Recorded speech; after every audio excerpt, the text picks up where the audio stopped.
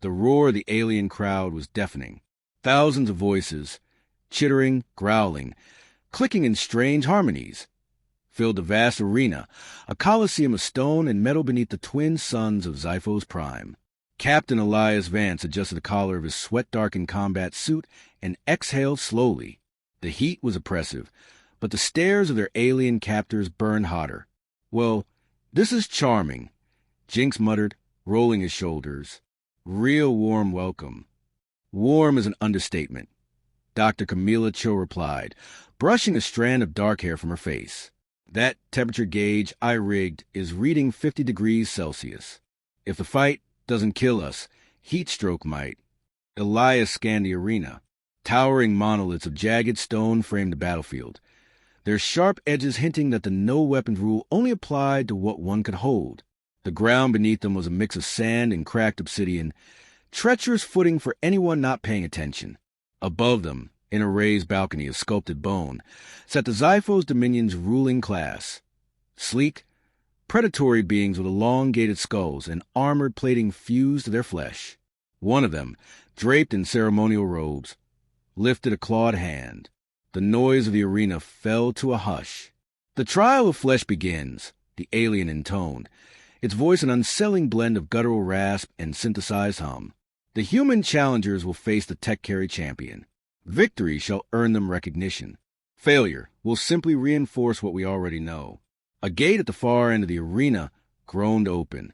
From the darkness emerged their opponent.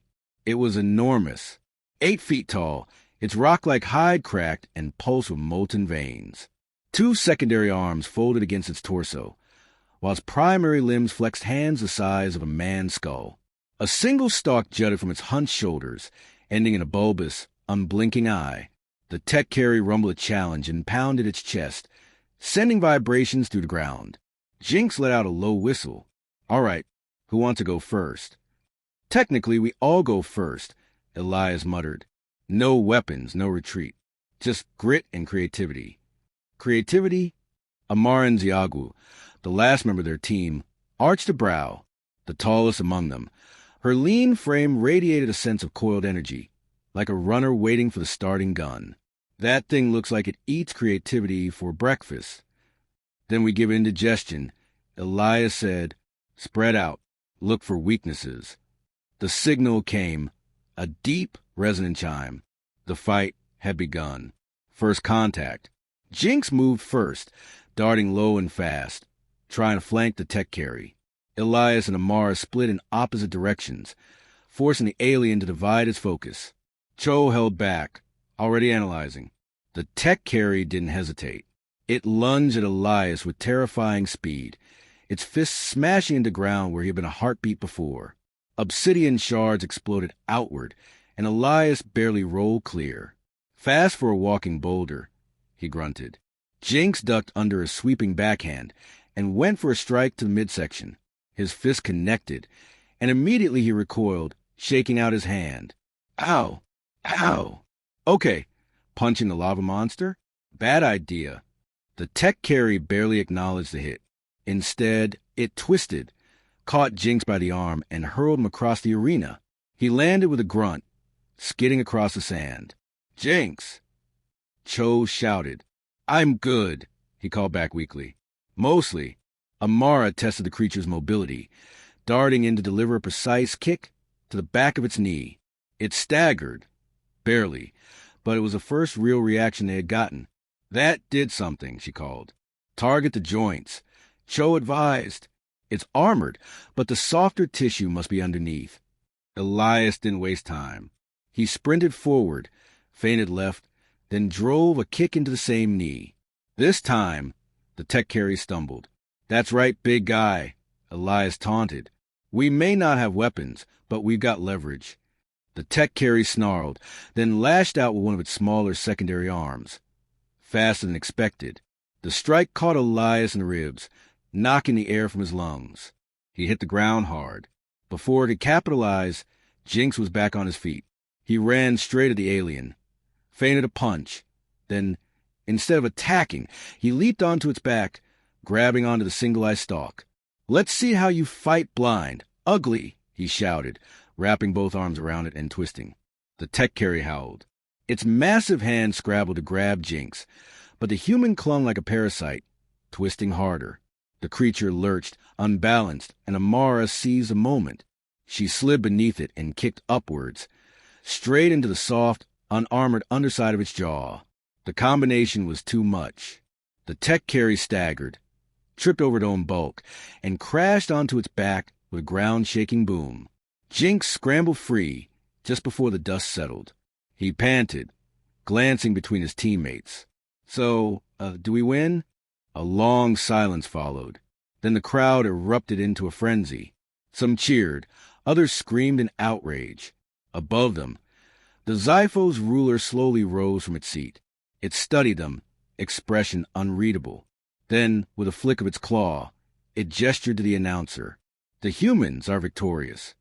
A mixture of disbelief and excitement rippled through the arena. The first human gladiators had entered the trial of flesh.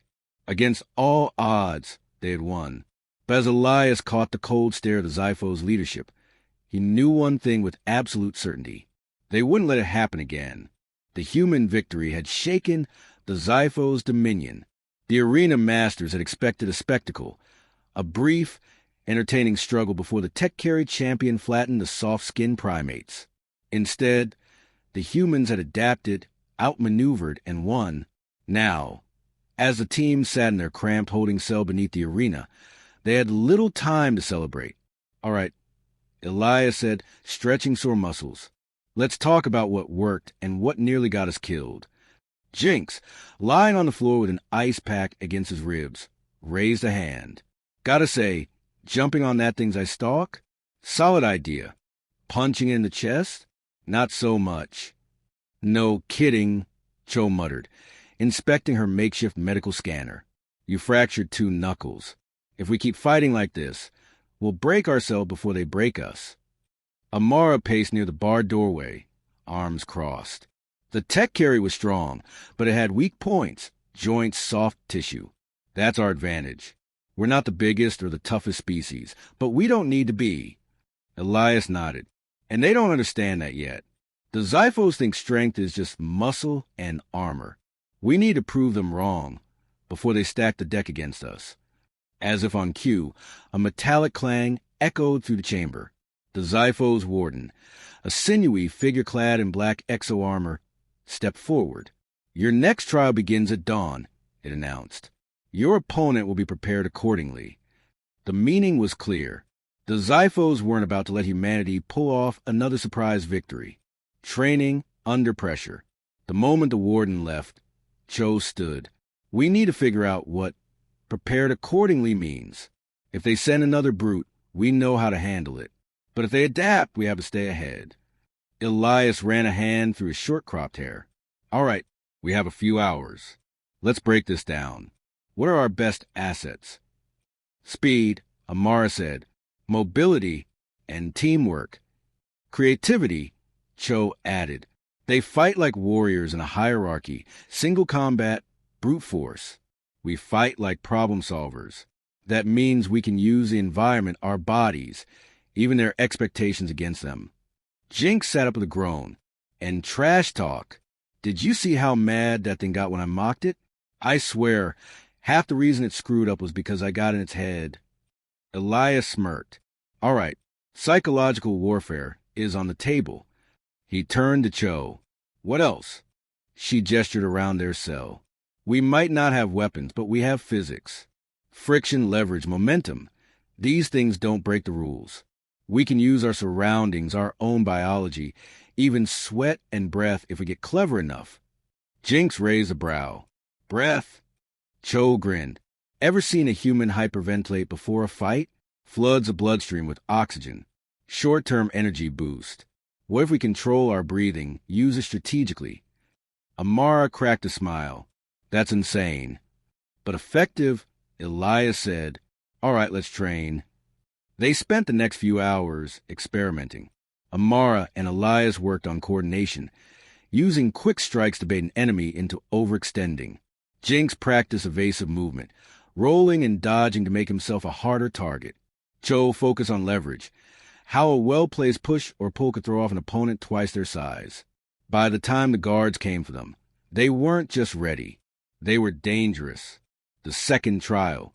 The arena was even louder this time. The crowd buzzed with anticipation, eager to see how the humans would fare against their next challenge. Elias scanned the battlefield. No jagged stone pillars this time, just open sand and a few scattered obstacles. That wasn't a good sign. Then their opponent emerged. It was an insectoid creature, nearly as tall as a tech carry, but leaner, faster. Its carapace gleamed under the suns, razor-edged spines lining its arms. A long, serrated tail twitched behind it, dripping venom onto the sand. Jinx exhaled. So, no punching this one either? Not unless you want to lose a limb, Cho muttered. The announcer's voice boomed overhead. The humans faced the Zilvar Deathstalker. Let the trial begin. The Deathstalker moved instantly, quicker than anything they had faced before. It darted toward Elias, its bladed arms slicing through the air. He barely twisted aside as the sand beneath him kicked up. Fast, he called. Stay moving. Amara leapt to the side, flipping over a strike. Jinx ducked, rolling under the creature's tail. Cho, hanging back, studied its movements. It's aggressive, she called, overcommitting to its attacks. Elias caught the pattern. Every lunge left it slightly off balance. If they could exploit that, Jinx! Elias barked. Bait it! Jinx grinned. On it! He sprinted left, weaving erratically. Hey, bug boy, that the best you got? The Deathstalker shrieked and lunged right into Amara's trap. She slid beneath it at the last second, kicking out its front legs. The creature stumbled. Elias was already moving. He grabbed its arm, twisting with all his strength. The exoskeleton was strong, but its joints weren't. A sickening crack echoed to the arena as the Deathstalker shrieked in pain. Jinx capitalized, driving an elbow into its exposed neck. It collapsed, twitching. The arena went silent. Then the roar of the crowd erupted again. Aftermath. The Xiphos leader stood, eyes narrowed. The humans had won again, this time not by luck but by skill. Elias wiped sweat from his brow. He could feel the shift in the air. The Xiphos weren't just annoyed now. They were afraid. As they were escorted back to their cell, Cho murmured, "They'll keep escalating." Elias nodded. "Then we escalate first." The third trial was announced at dawn. No pageantry, no elaborate proclamations. Just a curt statement from the Xiphos warden. You fight at midday. That alone set off alarms in Elias' head. The first two fights had been strategically timed for the late afternoon, when the heat was at least survivable. Midday meant fighting in the worst possible conditions. Blistering heat, no shadows for cover, and dehydration setting in before the battle even began. They want us weak before we even step into the arena, Cho said grimly. Jinx groaned from his cot. I swear, I'm 2 fights away from turning into beef jerky. Amara took a slow sip of the rationed water they'd been given. Then we adapt. Again. Elias nodded, but a gnawing thought crept into his mind. The first trial had been brute strength. The second, speed and lethality. This one, the Xiphos were pushing them to their limits. That meant the challenge would be worse. Much worse. The arena changes. When the team stepped onto the scorching sand, they immediately noticed something different. The arena floor wasn't sand and stone anymore. It was metal. Jinx cursed under his breath. They turned the whole damn floor into a griddle. Elias could already feel the heat radiating through his boots. Prolonged contact would be unbearable. Worse, it would sap their endurance, force them into constant movement, wear them down before the real fight even started. Then the gates opened. This time, it wasn't one opponent. It was three distinct species, each chosen to counter humanity's advantages. The first was a towering, reptilian brute with thick, overlapping scales, far heavier than the tech carrier from the first match, built like a moving wall, strength incarnate. The second was a wiry, multi-limbed predator, its exoskeleton shifting hues in the light. A chameleon-like stalker, blending into its surroundings. Stealth and deception. The third was the smallest, but the most unnerving. A humanoid eerily similar to them. Smaller, leaner. Its body seemingly built for endurance rather than brute force. It studied them with sharp, calculating eyes. Elias exhaled. They've stopped pretending this is a test. This is execution. Survival at any cost. The chameleon stalker struck first, vanishing in a shimmer of distorted light. Jinx barely had time to react before something raked claws across his shoulder. He staggered back with a hiss. Great. Now we're fighting the predator. Cho scanned the area, calculating. It's bending light. Look for disturbances in the air. Amara was already in motion, kicking up sand with a rapid spin. A ripple in the air revealed their hidden opponent, just long enough for Elias to lunge, driving his elbow into where he guessed its head should be. A crack of impact. Then the shimmer collapsed, revealing a dazed alien crumpling onto the superheated metal. One down. But there was no time to celebrate. The reptilian brute charged, its massive tail sweeping outward. Elias and Jinx barely dodged, but Amara wasn't fast enough. She took the hit and was sent skidding across the burning floor. She gritted her teeth, refusing to cry out. Stay up, Elias called. Cho suddenly grabbed Elias' arm, eyes alight with realization. Their endurance fighter. He's not attacking. Elias turned. The humanoid alien was just standing there, watching, studying. Understanding hit like a punch to the gut. They're testing us. Not just testing, Cho said. Analyzing. Adapting. This one's learning how we fight. The humanoid alien met Elias' gaze. For a moment, there was an eerie understanding between them. Then it smiled, and it ran. Not away, but around. It was moving, constantly, effortlessly, never staying in one place long enough for the heat to drain its stamina. It was forcing them to react while conserving its own energy. Damn it. Amara growled. They're turning our own strategy against us. Jinx wiped sweat from his brow. Okay, that's not fair. Only we're allowed to be that smart. Elias clenched his fists. They had minutes before exhaustion set in. They needed to end this fast. Flipping the script. Then we don't play their game, Elias said. He turned to Amara. Can you bait the brute? She grinned despite the pain. Always. She sprinted forward, deliberately staying within the reptilian's reach. It lunged at her, just as she anticipated. At the last second, she dove sideways, letting its momentum carry it forward, right onto the still smoldering body of the unconscious chameleon stalker. A horrible hissing sound filled the air as scales met superheated flesh. The brute roared in agony, its thick hide now a liability as it burned on contact. 2 down. Jinx focused on the endurance fighter. All right, smart guy. Let's see if you can keep up with crazy. He feinted left, then sprinted in a seemingly erratic zigzag, kicking up sand, ducking low, leaping suddenly. No rhythm, no pattern. The alien tried to follow. It failed. Jinx suddenly cut right, using his momentum to drive his shoulder into the humanoid's midsection. The alien staggered, off balance for just a second, but that was all Elias needed. A brutal knee to the stomach, a hook to the jaw, and a final, decisive kick that sent the humanoid sprawling. 3 down. The arena fell into stunned silence. Then once again the roar, the consequences of winning. The Zypho's leader stood, face unreadable. Elias braced himself. This wasn't just another victory. This was defiance. The leader raised a clawed hand. The humans have proven themselves resilient.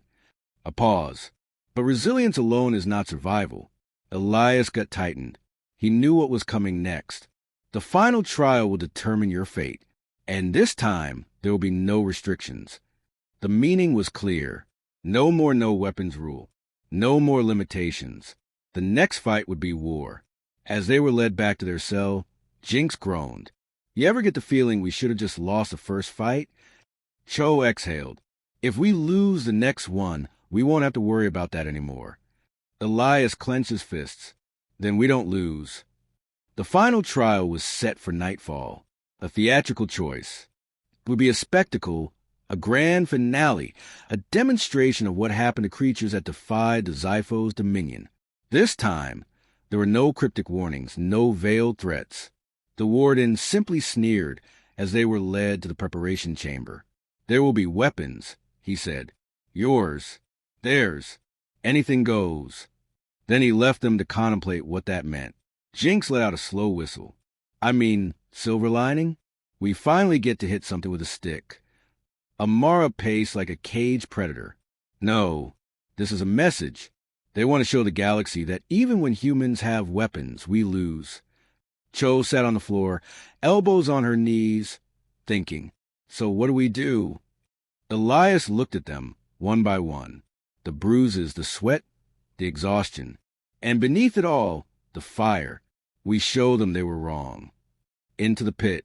The arena had changed again. Gone was the open battlefield. In its place was a shifting, treacherous landscape. Pillars of jagged metal, pits of sand, obstacles designed to trap or kill. And at the center, a raised platform where their opponent waited. It was no mere gladiator. This was a Xiphos warlord. 8 feet of armored exoskeleton, for serrated limbs, and an array of weapons that glistened under the artificial lights. A ceremonial blade, a plasma whip, gauntlets designed to crush bone. This was what they had been building toward. The Xiphos wanted to break them, to prove their dominance once and for all. Elias rolled his shoulders. All right, let's ruin their night. The first strike. The moment the fight began, the warlord moved, not with brute force, but terrifying precision.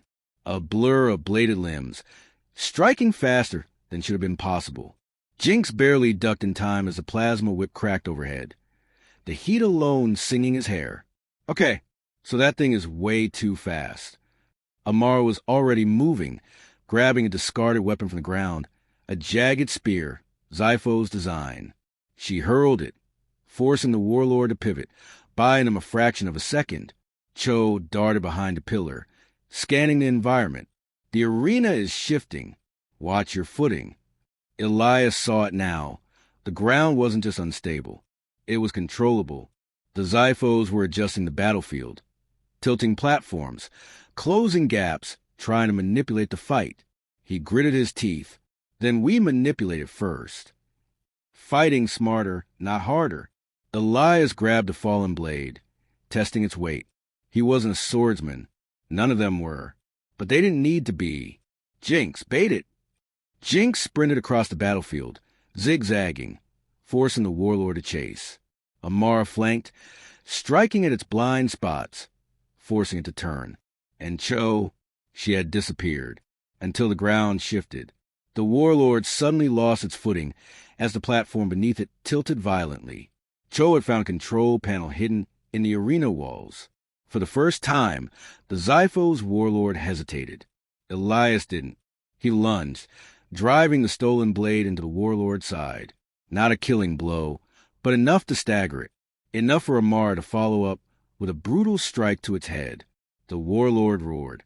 Then it fell. Silence. And then the roar of the crowd.